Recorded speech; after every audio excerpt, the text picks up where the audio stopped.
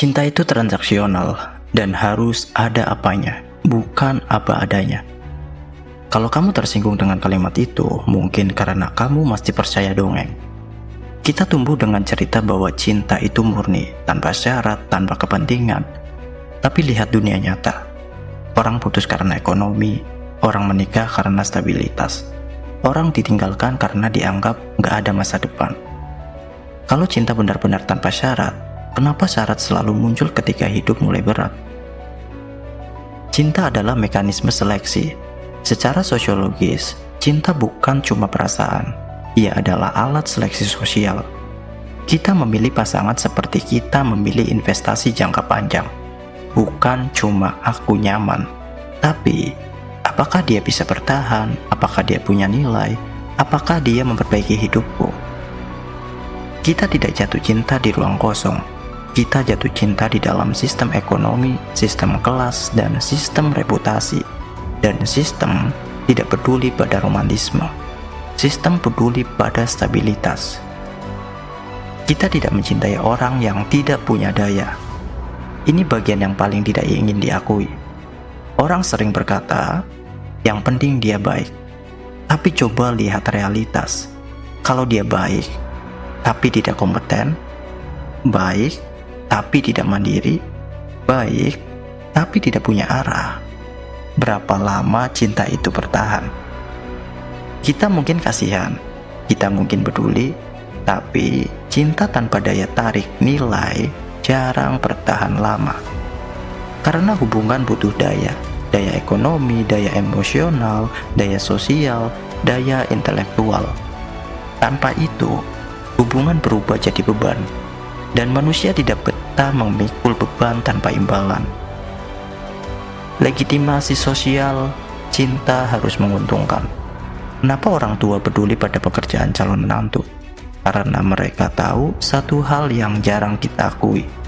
Cinta itu risiko, dan keluarga ingin memastikan risiko itu layak.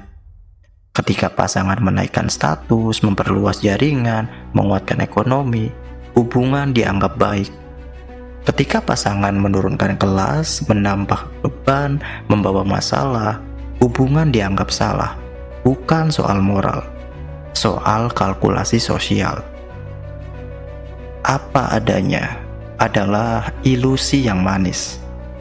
Kalimat, aku menerima kamu apa adanya, terdengar puitis. Tapi kenyataannya, kita menerima seseorang selama apa adanya, itu masih dalam batas toleransi kita. Begitu batas itu terlampaui, romantisme berubah jadi frustasi. Dan disitulah cinta diuji oleh realitas. Apakah dia berkembang? Apakah dia berkontribusi? Apakah dia bertanggung jawab?